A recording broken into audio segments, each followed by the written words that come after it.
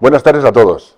Muchas gracias por venir. Bienvenidos a esta nueva actividad del Club de la Ciencia de Boadilla.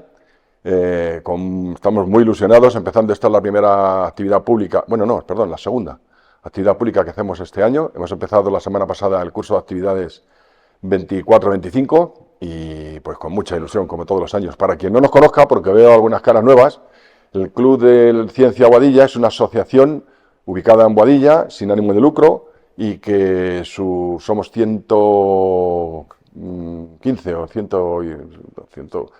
17, no lo sé exactamente, socios, y el objetivo de la asociación es la divulgación de la ciencia en general en Boadilla, para lo cual hacemos actividades de todo tipo. Hacemos actividades como hoy, conferencias de acceso libre a todo el público, y hacemos otras actividades que solo son dirigidas para nuestros socios.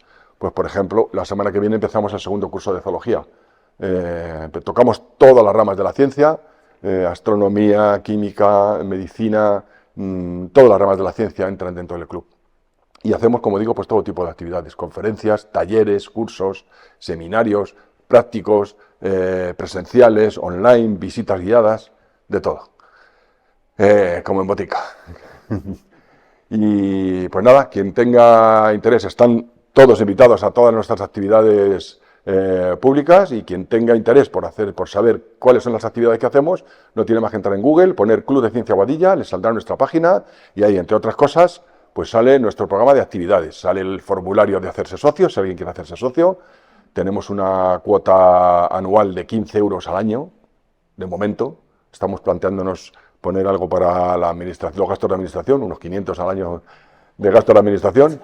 Pero vamos, para los gastos regulares, con 15 euros al año nos estamos apañando. Así que, dicho eso, permítanme presentarles a nuestro ponente de hoy, que es un verdadero privilegio. En esta primera conferencia presencial del curso, hoy tenemos el placer de que nos acompañe don Miguel Mascaray. Se tituló en Ingeniería Técnica Aeronáutica por la Universidad Politécnica de Madrid en 1980.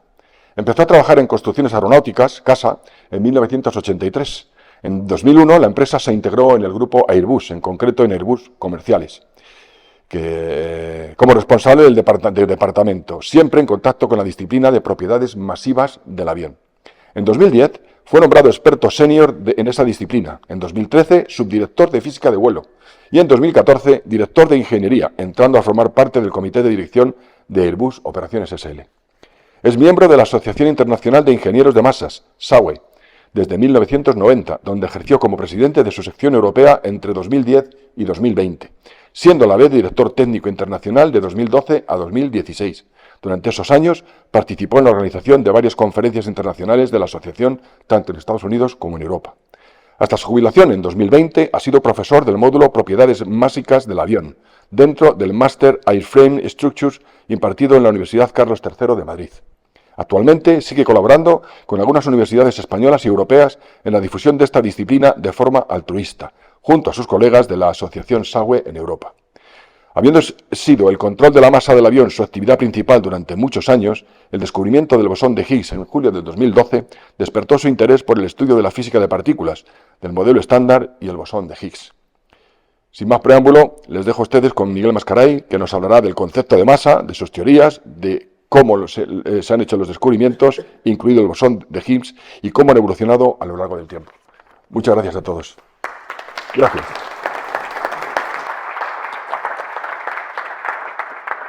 Gracias, Eduardo. Lo primero, buenas tardes. Me has hecho una introducción. Muchísimas gracias, Eduardo. Bueno, vamos a ver qué es esto de la masa y esto del bosón de Higgs. Por ahí teníamos algunas bromas de qué es esto del bosón. No es el señor Bolsón del Señor de los Anillos, ¿vale? Pero se le parece, porque aparece y desaparece.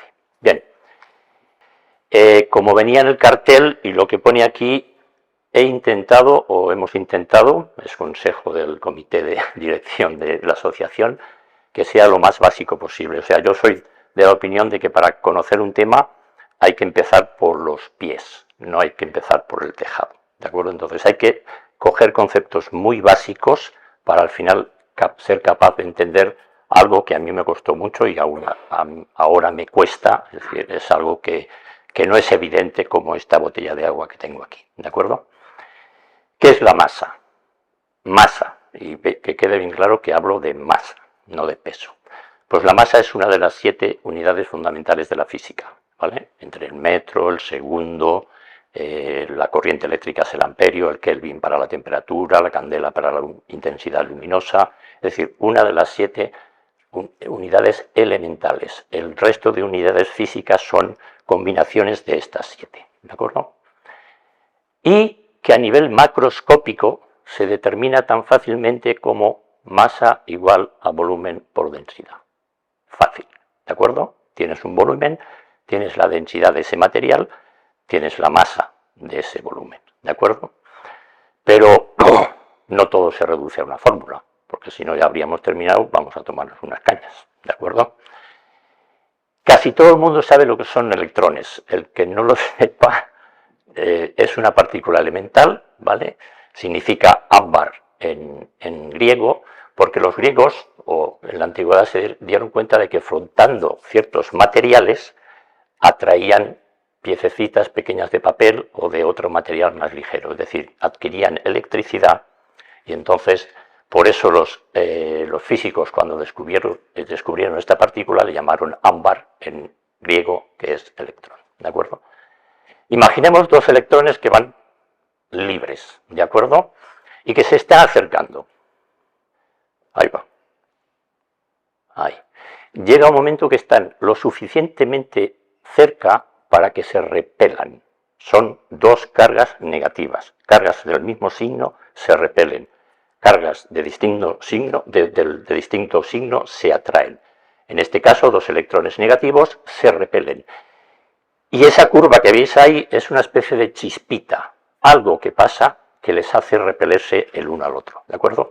Aunque los físicos modernos ya no dicen que se repelen, dicen que intercambian algo. Esa onda que veis ahí es el intercambio de algo. Más adelante veréis que ese algo es un bosón, ¿de acuerdo? Y a consecuencia de ese efecto de repulsión, cambian su trayectoria, ¿de acuerdo? Fácil. Lo mismo que pasa con los imanes. ¿Quién no ha jugado con los imanes? Cambiando el polo, si pones polos norte y sur se juntan, si pones polos norte-norte o sur-sur se repelen. Es decir, el mismo tipo de fuerza. Y se repelen a distancia, no llegan a tocarse, ¿de acuerdo? Luego, ahí hay algo, ahí hay algo, hay una fuerza. Es decir, tenemos partículas, en este caso electrones, que interactúan entre sí. Es decir, el hecho de acercarse las hace cambiar su estado, ¿de acuerdo? Y lo hacen a través de un mecanismo mediador, ¿de acuerdo? Tan sencillo como partículas, mecanismo mediador y cambio. Fácil, ¿de acuerdo? Entonces, lo que estáis viendo aquí, porque lo veremos más adelante, es un diagrama de Feynman. Feynman fue premio Nobel en 1965 y fue el que introdujo este tipo de dibujitos para identificar de forma fácil y creo que comprensible el hecho de que 2 electrones se acercan, pasa algo en medio de ellos y se repele, ¿de acuerdo? Y aquí tenemos el primer bosón, el fotón, ¿de acuerdo? Es decir, tenemos partículas, electrones, tenemos un mecanismo mediador de esa interacción, que en este caso es el campo electromagnético, ¿de acuerdo?, que se manifiesta con una partícula que se llama bosón y cuyo nombre particular para este caso es el fotón, ¿de acuerdo? Yo creo que casi todo el mundo ha oído hablar de los fotones. Y se produce un cambio que es la desviación de la trayectoria que llevaban los 2 electrones, ¿de acuerdo? Pero ¿qué pasa si el mecanismo mediador es tal que da masa a esos 2 electrones?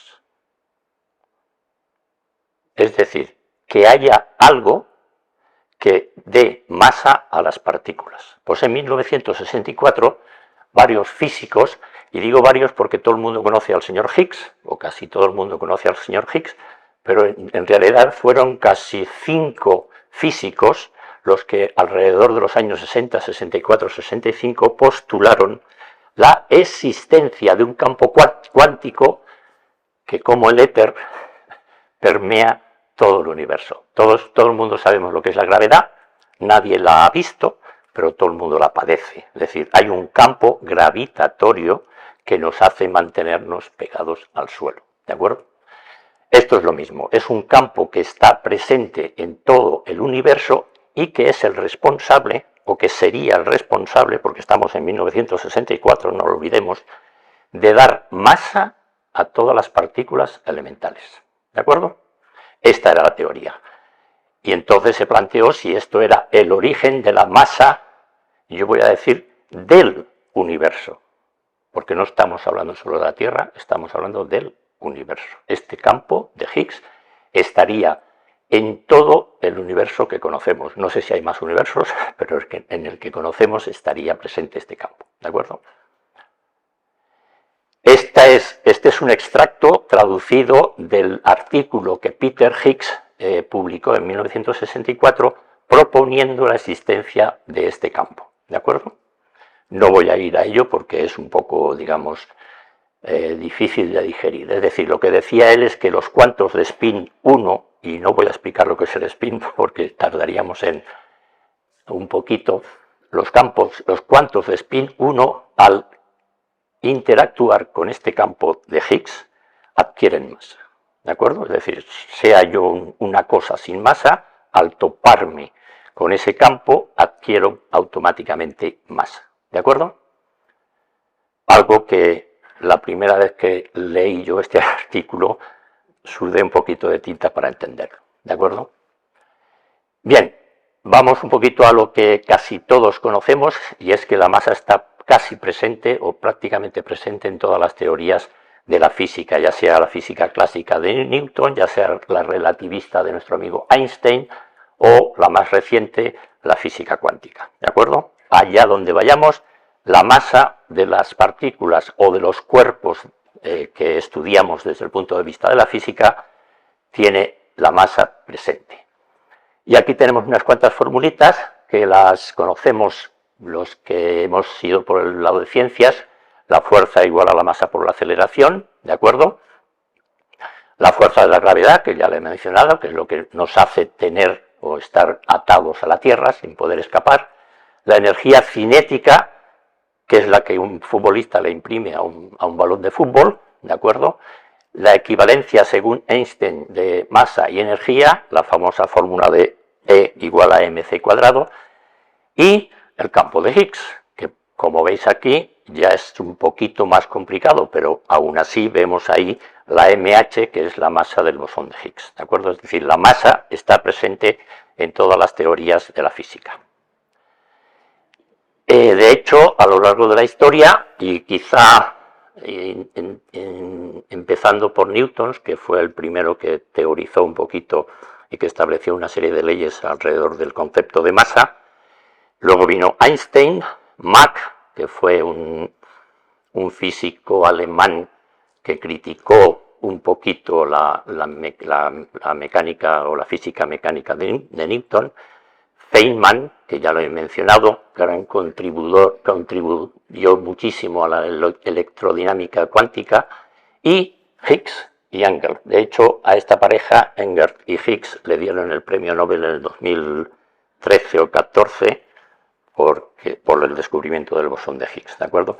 Hay un tercer físico, como he dicho, que también postuló la existencia de este campo, pero desafortunadamente en el 2014 o 13 ya falleció y el premio Nobel no se lo dan a físicos a título póstumo. Bien, aunque los físicos han hablado, estudiado y teorizado alrededor del mundo de la masa, todavía hoy, incluso con el descubrimiento del bosón de Higgs, hay mucha incertidumbre o mucha, digamos, mucha discusión alrededor de lo que es la masa. ¿Qué es la masa que tenemos todos o que tienen todos los objetos del universo? Vayamos paso a paso para ver qué es lo que pasa. Vamos a ver algunas definiciones que a lo largo de la historia se han dado en el concepto de masa. El primero en hablar de masa de forma concreta y de forma teórica y con ecuaciones bien claritas fue nuestro amigo Isaac Newton, que en 1687 escribió el Philosophia Principia Mathematica, donde describía sus famosas 3 leyes, ¿de acuerdo? Una de ellas decía que la masa era sinónimo de cantidad de materia. Es decir, masa igual volumen por densidad. La densidad del material por su volumen pues te da la masa, ¿de acuerdo? También teorizó acerca de las fuerzas que se le aplican a una masa y esa masa adquiere una aceleración, ¿de acuerdo? Aunque esta fórmula que todo el mundo asigna al señor Newton no está en ningún sitio en el libro que escribió en 1687, ¿de acuerdo? No está de forma tan explícita como la veis aquí. Se puede deducir en función del postulado de su segunda ley, pero no está escrita. Fue Euler el que más adelante, interpretando el segundo postulado de Newton, sacó esa fuerza, digo, esa fórmula tan famosa. El señor Mach, que como he dicho, criticó un poquito el tema de que la masa fuera el volumen por la densidad, y voy a decir que no le faltaba un poquito de razón, porque para conocer la masa necesitamos la densidad, ¿de acuerdo? Pero para conocer la densidad necesitamos la masa. O sea, es como cuando te pones en una hoja Excel y haces una fórmula que tiene una circular, ¿de acuerdo? En el siglo XVIII-XIX hubo muchísimo debate acerca de definir bien clarito el concepto de masa, ¿de acuerdo? Y hubo muchas intentonas o muchas intenciones, pero no llegó a cuajar ninguna. Al final, lo que quedó bien claro es que masa igual volumen por densidad, y es lo que utilizamos ahora. O sea, en la mecánica clásica, masa igual a volumen por densidad, igual que fuerza igual a masa por aceleración. Otros conceptos de masa, este libro que estáis aquí, los que queréis, si os lo podéis bajar fácilmente de internet, es un estudio o un debate físico, sociológico del concepto de masa, pero está muy bien, te mete mucho en el concepto de masa según se discutía en los siglos XVIII y XIX, ¿de acuerdo? La masa inercial y la masa gravitatoria, que son las dos fórmulas que habéis visto antes. Masa inercial es la propiedad que tiene un cuerpo a ponerse en movimiento, o al revés, un cuerpo que está en movimiento no lo paras si no ejerces una fuerza sobre él. O sea, yo estoy aquí quieto y si nadie me empuja, aquí me quedaré toda la noche, ¿de acuerdo? Necesito una fuerza para ponerme en movimiento. Fuerza igual a masa por aceleración. Y la masa gravitacional, que es la que hace que dos cuerpos, Tierra y Luna, Sol y Tierra, se atraigan con una fuerza, ¿de acuerdo? Y posibiliten el orbitaje de uno con respecto al otro. También durante estos siglos se teorizó mucho de si estas dos masas, inercial y gravitacional, eran la misma o eran distintas. Hubo un montón de test, de ensayos, de experimentos para ver si eran la misma una y otra, y al final se llegó a la conclusión a lo largo de muchos años de que sí, masa no hay más que una, ¿de acuerdo?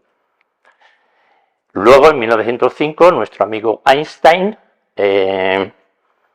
dijo que la masa y la energía eran equivalentes y estableció su famosísima fórmula de que la energía y la masa son equivalentes, energía igual a masa por velocidad de la luz al cuadrado, ¿de acuerdo?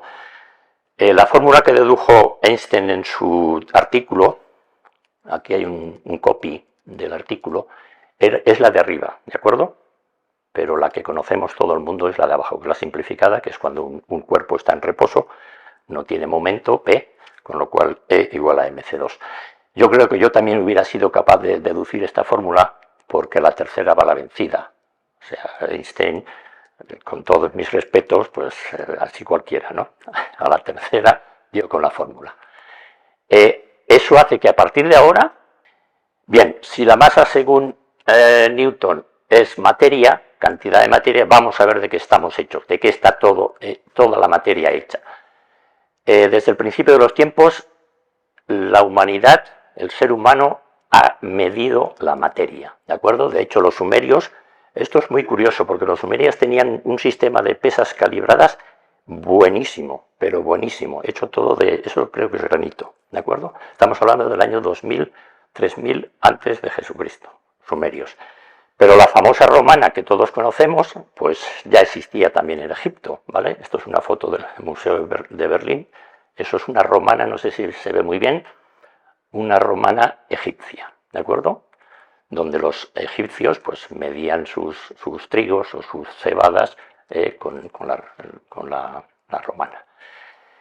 Los griegos fueron un poquito más allá, no se limitaron solo a medir la cantidad de la materia o de los kilos o los de trigo que intercambiaban, sino que intentaron buscar un poquito el porqué, ¿vale? ¿Por qué esto tiene más masa que esto? ¿Por qué el trigo tiene más masa que otro material? ¿De acuerdo? Y lo hicieron, intentaron empezar a hacerlo no desde el punto de vista mitológico, sino desde el punto de vista racional, intentando razonar el porqué de las cosas. Empédocles estableció, después de muchas teorizaciones, que todo lo que conocemos, todo el universo, bueno, no el universo, miento, todo lo que está a la vista en la Tierra está hecho de 4 cosas. Es decir, esta botella de agua está hecha de fuego, aire, agua y tierra. 4 elementos. Había un quinto elemento, que se llama el quinto elemento, que era el éter. ¿De acuerdo? Todo el cielo que veían o el universo que se veía no sabían explicarlo y decían que eso era éter, ¿de acuerdo? Pero Demócrito y su discípulo Leucippus dio con una teoría, y es que había teorías que decían que yo dividía el material y no podía parar nunca, siempre podía dividir un trozo de material en 2 y en 2 y en 2. Este dijo que no, que se llegaba un momento en el que tenías una piececita de materia que era indivisible.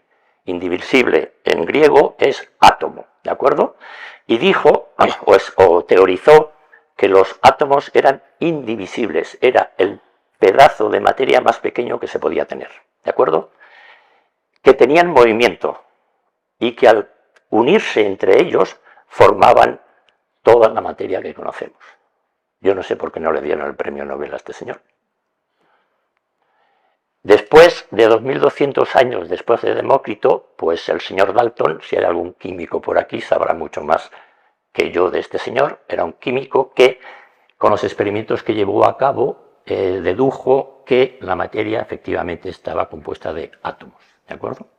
O sea, trocitos de materia indivisibles. Allá por el año 90 años después de Dalton, el señor Thomson detectó una partícula que reaccionaba a la electricidad, a las cargas eléctricas, y la llamó electrón, ¿de acuerdo? Y elaboró su propio concepto de átomo. El átomo era una magdalena con pepitas de chocolate. Las pepitas de chocolate eran los electrones y la magdalena era la carga positiva del átomo, porque tienen que estar juntas cargas positivas y cargas negativas. En 1909, poco después, Robert Millikan, a través de un experimento, determinó tanto la masa como la carga de esa partícula, del electrón. Aquí las tenéis, no vamos a entrar en ellas. Esta es la masa de un electrón, es decir, 9,09 por 10 a la menos 30, es decir, 9 dividido por 1 y 30 ceros detrás, que equivale a medio mega electronvoltio, ¿de acuerdo? El modelo de Thomson de la magdalena con las pepitas de chocolate empezó a sufrir, a evolucionar, y vino el modelo de Rutherford, el modelo de Bohr, que es lo que hablábamos antes, donde el átomo era una especie de sistema planetario, con el núcleo centrado en el centro, valga la redundancia, y los electrones girando a su alrededor. Más tarde se descubrió el neutrón, ¿vale?, que era carga neutra, en 1932. Es decir, el átomo está compuesto de 3 partículas, electrones, protones y neutrones, ¿de acuerdo? Las cargas negativas, simulando ese sistema planetario, orbitaban alrededor del núcleo, compuesto por protones y neutrones, ¿de acuerdo? Entonces, llegados a este punto, esto es un poquito lo que os acabo de decir, es decir, al principio Dalton decía que era una pelotita de billar, luego pasó el átomo a ser un pudding con pepitas de chocolate. Luego el nuclear, Rutherford y Bohr eran conceptos muy parecidos y no voy a explicar el de la función de onda porque no es tema de aquí, ¿de acuerdo? Es decir, sabiendo que un átomo está compuesto por 3 partículas elementales, nunca mejor hasta entonces habíamos podido explicar de qué está hecho todo, de átomos. Y esos átomos contienen 3 y solo 3 partículas. Es decir, todo lo que está en el universo está compuesto de esas 3 partículas: electrones, protones y neutrones, ¿de acuerdo? Ya que estamos con los átomos, vamos a ver cómo son por dentro, ¿de acuerdo? Las gotas de agua las conocemos, las moléculas hay que ir un poquito a estudiar un poco de física para ver que el agua es hidrógeno y oxígeno, los átomos con su símbolo característico, compuestos por núcleo, protones, neutrones y electrones. Pero en la década de los 70, en la década de los 60-70, hubo mucha actividad alrededor de la física de partículas, muchísima. Entonces, se detectó o se teorizó y posteriormente se comprobó que los protones y los neutrones, que hasta ahora se consideraban partículas elementales, no eran tales, sino eran partículas compuestas de otras 3, a las que llamaron quarks, ¿de acuerdo? Y esos 3 quarks, UUD, estaban unidos entre sí por, otra vez, esos muellecitos, ¿de acuerdo? Esos muellecitos representan otro bosón, ¿de acuerdo? Otra fuerza que hace que esas partículas interactúen y en este caso estén juntas, ¿de acuerdo? Esas 3 partículas pegadas por los gluones, de hecho gluones es pegamento en inglés, constituyen los protones y los neutrones. Es decir, bueno, en 1979, es decir, en esa década de los 70-80, en estos 2 laboratorios se detectó que efectivamente existían los quarks y efectivamente existían los gluones. Es decir, ya tenemos más partículas. Es decir, que lo que pensábamos que era el átomo con 3 partículas, ahora resulta que hay más. ¿De acuerdo? Fijaros que se repiten, es decir, los protones tienen U's y D's y los neutrones tienen D's y U's. Pero al fin y al cabo hay U y D, ¿de acuerdo? Y electrones, esos siguen invariables. Así que empezaban a haber, en los años 60, empezaban a haber muchas partículas, hay muchísimas más de las que vais a ver aquí, pero las elementales muchas, entonces se estableció la teoría del modelo estándar, que lo que trataba era de clasificarlas por sus propiedades, ¿de acuerdo? Estudiar sus interacciones, ¿de acuerdo? Y a qué intensidad se producen esas interacciones. Es una teoría extensa que hasta ahora está muy bien comprobada por experimentos, y lo veremos con el bosón de Higgs, y que es un poquito difícil de entender. Yo he intentado entenderla, pero es muy difícil, al menos para mí. Bien, entonces, ¿qué tenemos? Pues seguimos un átomo con 3 partículas, pero ya no son protones y neutrones, sino que son U's y D's. U de up, D de down y el electrón. U, D y E. Es decir, cualquier cosa que veamos, cualquier cosa que existe en el universo, si lo partimos infinitamente, acabaremos teniendo solo un paquete de partículas U's, D's y E's. ¿De acuerdo? Vamos a clasificarlas, vamos a ponerlas en línea recta, es decir, los quarks up y down y el electrón. Ahí hay un hueco, lo hemos dejado intencionadamente. ¿Por qué? Porque en 1936 Wolfgang Pauli también predijo la existencia de una partícula que era necesaria para ciertos procesos, luego los explicaré. Entonces dijo que existía una partícula y la llamó neutrino, ¿de acuerdo? En 1956 se detectó ese neutrino y pasó a ser parte del modelo. Es decir, tenemos ya las partículas elementales. Atentos, porque el neutrino no constituye materia, así como el U, D y E sí constituyen materia, el neutrino no constituye materia estable, ¿de acuerdo? Pero se la considera como partícula elemental y se la mete en esta primera clasificación de las partículas elementales. Pero no estamos solos, ¿de acuerdo? no solo hay una generación de partículas, hay 3 generaciones de partículas. Es decir, hay una copia exacta de la filmina anterior con otro tipo de partículas, ¿de acuerdo?, que son totalmente inestables. Su vida es 10 a la menos 10, 10 a la menos 20, 10 a la menos 18 segundos, es decir, imposible de dar con ellas, pero existen, ¿de acuerdo? Pero cualquier cosa que rompamos hasta lo más pequeño, jamás daremos con partículas de la segunda y la tercera generación, ¿de acuerdo? Si las ponemos todas juntas, pues ya las tenemos de alguna forma clasificadas. Fijaros que hay una raya vertical, porque a este lado de la raya vertical vendrán los bosones. Ya tenemos las partículas verdes, que son los leptones. Leptón me parece que significa masa pequeña, ¿de acuerdo? Y los quarks se les llamó quarks porque no sabían qué ponerles.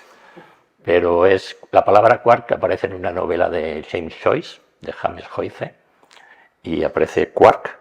Entonces el físico que estaba en ello pues la copió, pero no significa absolutamente nada. Todas estas partículas se las llama fermiones en honor de un físico italiano, Enrique Fermi, ¿de acuerdo? Una de las características que las diferencia es la carga electrónica. Los leptones tienen carga entera, los quarks la tienen parcial, fraccionaria, 2/3 o 1/3. Bien, ya las tenemos clasificadas, vamos a ver cómo interactúan, ¿de acuerdo? En el universo conocido existen o se conocen 4 fuerzas fundamentales, ¿de acuerdo?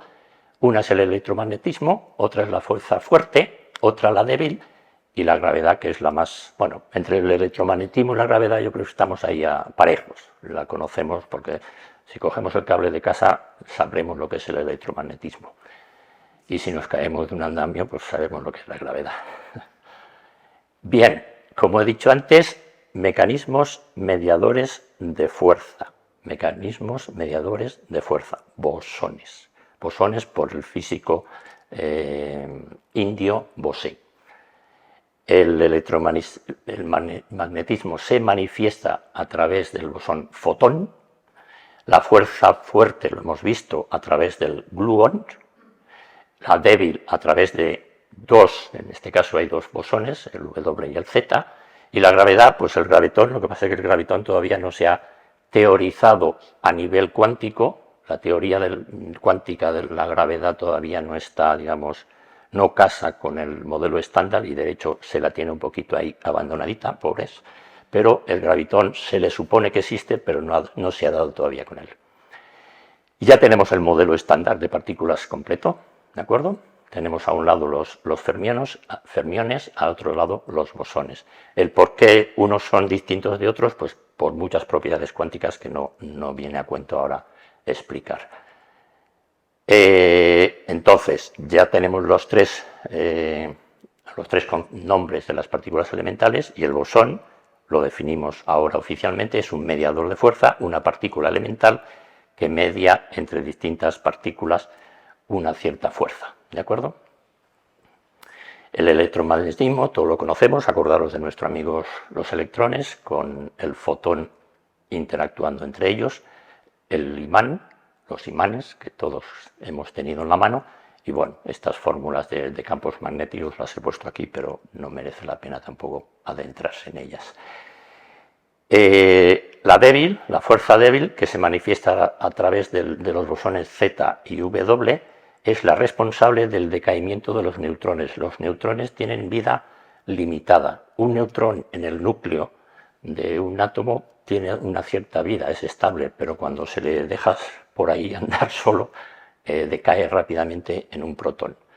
Este decaimiento, a lo mejor Eduardo sabe más que yo, es el decaimiento beta, que es el que hace que el carbono 14 se convierta en hidrógeno 14 y basado en este hecho, pues sabemos datar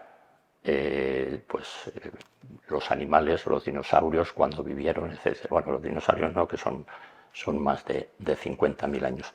Este es el método que, no me acuerdo del físico, estableció en 1944 o 45 para datar materiales antiguos, materiales orgánicos, ¿de acuerdo? El carbono 14 tiene una vida media de 5.730, ¿de acuerdo? Y a partir de ahí tiene la mitad, la mitad, la mitad, la mitad, y hasta los 60.000 años que totalmente desaparece de un cuerpo vivo. Miento, de un cuerpo orgánico. Luego los gluones, que hemos dicho que son los mediadores o las fuerzas que hacen que los tres quarks estén juntos en el protón o en el neutrón. Arriba a la izquierda veis algo que veréis más tarde, os suena a diagrama de Feynman, ¿cierto? Donde vemos unos gluones, que pasa algo, aparece una H por ahí, un señor de Higgs, que se descompone luego en dos taus, ¿de acuerdo? Ese es un proceso que pasa con el bosón de Higgs, ¿de acuerdo? Que se conocía, que se teorizaba y que se ha comprobado que efectivamente está pasando. Y el gravitón, pues ahí está, que de momento no tiene, digamos, visibilidad, no se le ha visto, no se le ha esperado, pero bueno, ya sabéis que ahora mismo la gravedad, el que dicta las reglas de la gravedad es el señor Einstein con su teoría general de la relatividad, la curvatura del espacio y del tiempo. Esta es una comparativa de las cuatro fuerzas. Si la gravedad que todos conocemos le damos el valor de 1, pues fijaros, la fuerte llega a 10 con un 38 ceros detrás, fortísima, ¿vale? Pero actúa a muy pequeña distancia, a la distancia del diámetro, si le podemos llamar diámetro, de un Chema, ¿qué tal voy? ¿Bien? ¿Sí? Más rápido. Bien, las tres, he cogido unos quarks y unos leptones, y fijaros que casi todas sus características son las mismas, la carga y el spin son las mismas, pero se diferencian en la masa. ¿De acuerdo?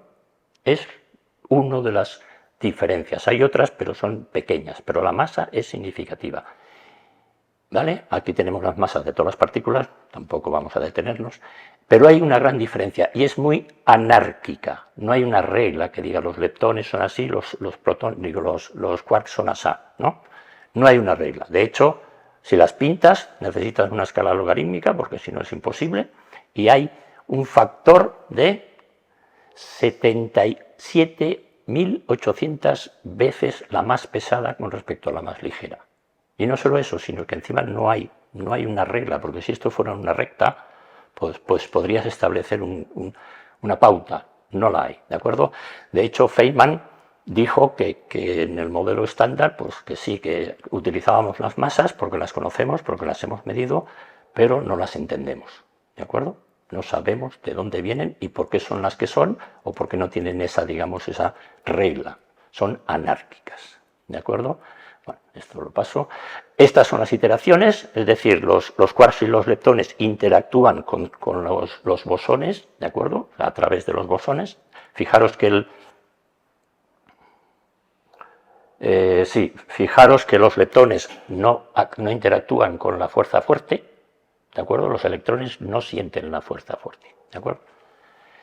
Y el modelo estándar, si lo queréis conocer en profundidad, pues tendréis que aprenderos este lagrangiano, que es la diferencia entre la energía cinética del sistema y la energía potencial del sistema, ¿de acuerdo? L igual a T menos V. Y es muy fácil de entender. Esto coges, te lo estudias una mañana y por la tarde vas al examen y suspendes, ¿vale? Porque esto es muy fácil de entender.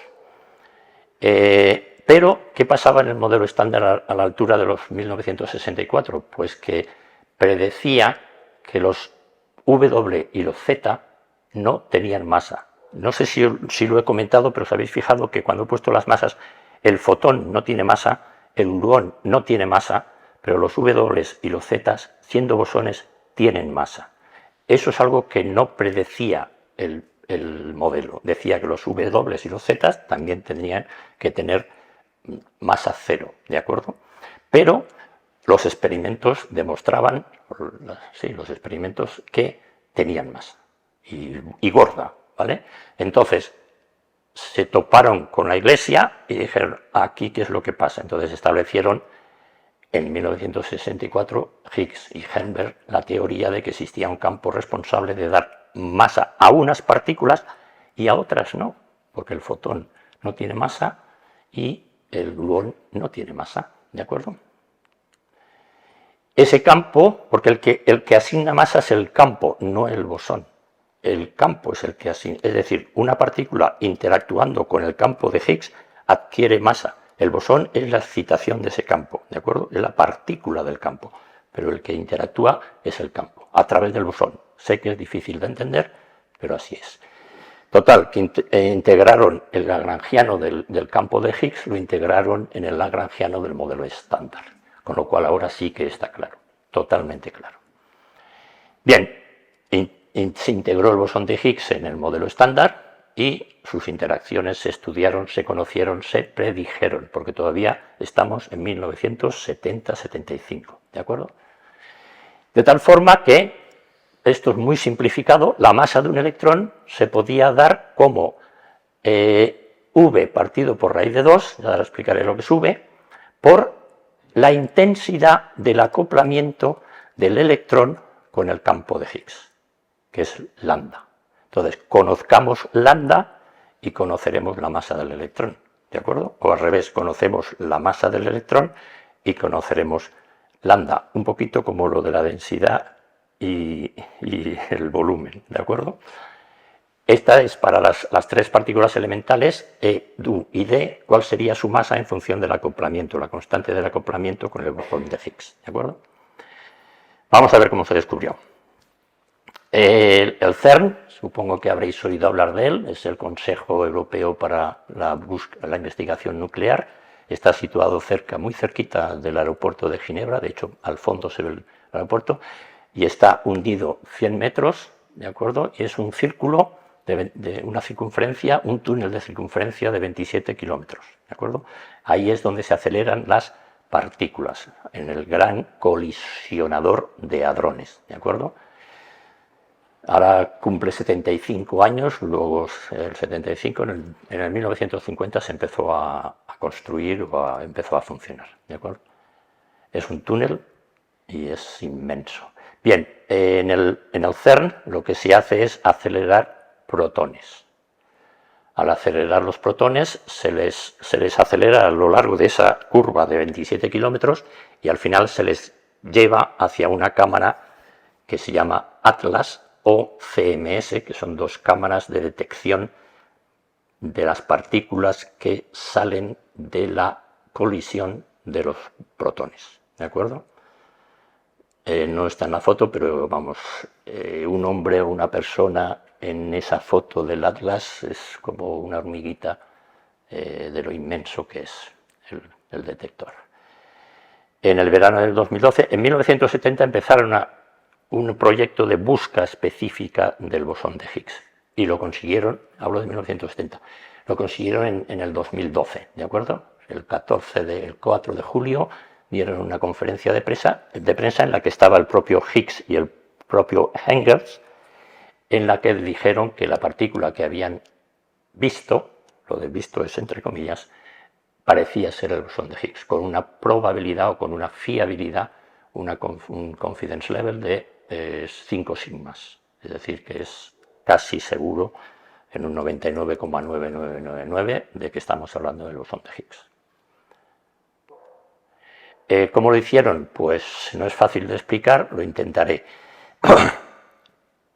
En la colisión de los dos protones se producen, entre otras cosas, fotones, ¿de acuerdo? Entonces hay procesos conocidos que producen esos fotones, y es, si queréis, la curva esta. Es decir, en función de las energías que se producen en la colisión, los fotones arrastran esa energía, ¿de acuerdo? Y veis que abajo están los electronvoltios, ¿de acuerdo? Arrastran esa energía y, debido a la dificultad de producir fotones a alta energía o a baja energía, es por lo que la curva no es una recta, sino que es una especie de parábola, ¿de acuerdo? Pero fijaros que detectaron que a la altura de 125 gigaelectronvoltios se producía un pico, ¿vale? Y les llevó a la duda o a la certeza de que ese pico se debía no a los procesos conocidos, sino a los de una partícula hasta ahora desconocida, ¿de acuerdo? Una partícula nueva que, puesta, digamos, en el bote o en la bola de cristal y con otros experimentos, detectaron o postularon que efectivamente se podía tratar del bosón de Higgs, ¿de acuerdo? Con una masa de 125 gigaelectronvoltios. Hay unos vídeos, para que luego esté interesados, si vais al CERN, hay unos vídeos estupendos, si estáis interesados, como lo he estado yo hasta ahora, de cómo se descubrió el bosón, ¿de acuerdo? Bien, estos son los dos runs, como se dice en español, las dos sesiones de colisiones, una en el 2011-12, ¿de acuerdo? La de arriba, run 1, y otra en el 2016, 4 años más tarde de la declaración del descubrimiento. Y combinados, fijaros cómo cambian, o sea, la masa fluctúa con respecto a los 125, pero combinando los del 2012 y los del 2016, las colisiones, pues establecieron que la masa media de esa partícula son 125,4 gigas. El Higgs vive la friolera de 10 a la menos 23 segundos. Es decir, aparece y antes de que aparezca ya ha desaparecido. ¿De acuerdo? O sea, es infinita, vamos, imposible. De hecho, no se detecta el bosón de Higgs. Así como sí se detectan las trayectorias que dejan los fotones o los electrones, se detectan, tampoco se les ve a los electrones o a los fotones, lo que se ve es la trayectoria que han dejado. ¿De acuerdo? Entonces aquí vemos cómo teóricamente o prácticamente ya experimentalmente el bosón ha decaído en 2 fotones o en 4 leptones, en 4 electrones en este caso. ¿De acuerdo? Esto es lo que estudian. Lo que hacen es estudiar las partículas que genera ese bosón de Higgs al decaer. Electrones, protones, taus, tops, es decir, partículas elementales, y reconstruyen la secuencia con respecto a la teoría y comprueban todas las energías que se producen en los procesos. ¿De acuerdo? Y ahí detectan que efectivamente se trata de un bosón de Higgs. Aquí tenemos lo de los 2 fotones que os hablaba anteriormente, y este es el proceso, o sea, dos gluones, voy a callarme ya, 2 gluones se generan en el choque de 2 protones, se genera un loop, un círculo de top, anti-top, quark, que generan un Higgs y a la vez decae en 2 fotones. ¿De acuerdo? Este fue, por así decirlo, el proceso que primeramente se estudió para detectar el Higgs. Otro proceso es el de los 4 leptones, los 4 electrones o los 4 taus. Y una de las cosas que les sirvió como apoyo para efectivamente decir que estábamos hablando del bosón de Higgs era las predicciones que el modelo estándar hacía de en qué partículas decaía el bosón de Higgs, que es este diagrama de culebras que veis aquí. De acuerdo, a 125, la probabilidad de que decaiga en un bottom, arriba, es muy alta, mientras que la probabilidad de que caiga en un fotón, 2 fotones, es muy baja. Pero aún así, todas estas probabilidades que eran teóricas se confirmaron en los diversos decaimientos que se han estudiado en el choque de las partículas, ¿vale? De tal forma que midiendo la intensidad de ese decaimiento son capaces de determinar la constante de acoplamiento, la lambda que hemos visto en filiminas anteriores. ¿De acuerdo? Conocida esa constante, la comparan con el modelo teórico y ven que más o menos se parecen. No es 100%, pero hay una incertidumbre, pero se parecen bastante. ¿De acuerdo? Cuanto más alta es esa lambda, más fuerte es la interacción o el acoplamiento de esa partícula con el campo. En consecuencia, esa partícula, el top, tiene un componente, un factor de acoplamiento, perdón, de 1, ¿vale? Los otros son infinitamente más pequeños, pero es el que más y tiene una masa, como sabemos, muy alta. Y este es el diagrama que hoy por hoy, esto ya creo que es del 2000, sí, son 13 teraelectronvoltios, esto ya es del 2016 o el 2018, fijaros, la línea de puntitos es la teoría, es decir, la relación entre el acoplamiento, el eje de la izquierda es el acoplamiento, el factor este lambda, el de la derecha es la masa. Fijaros que la teoría dice una cosa, mientras que la práctica pues se desvía un poquito. Por ejemplo, para el mu, si lo vemos aquí, pues parece que está preciso, pero sin embargo vemos aquí que hay cierta incertidumbre alrededor del valor nominal, ¿de acuerdo? El que se comporta muy bien es el top, ¿de acuerdo? Porque tiene muy poca incertidumbre, al ser su masa más fuerte, más grande, pues es más fácil de detectar, ¿de acuerdo? Entonces, esto es lo que tenemos, esto es el estatus de la situación. siguen investigando, se prevé que para el 2020, no sé, o el 2030 todavía investiguen más alrededor de esta partícula. Y la pregunta que nos hacemos, o al menos me hago yo, es: ¿sabemos ahora más de la masa de lo que sabíamos? Parece ser que sí, porque no vamos, y mucho menos yo, no vamos a contradecir a estos físicos que trabajan en el CERN, pero lo que está claro es que comprendemos un poquito mejor, al menos desde el punto de vista experimental, de dónde viene la materia, o de dónde viene la masa de la materia, pero como hemos leído por todas partes, pues todavía queda muchísimo, muchísimo, muchísimo, ¿vale?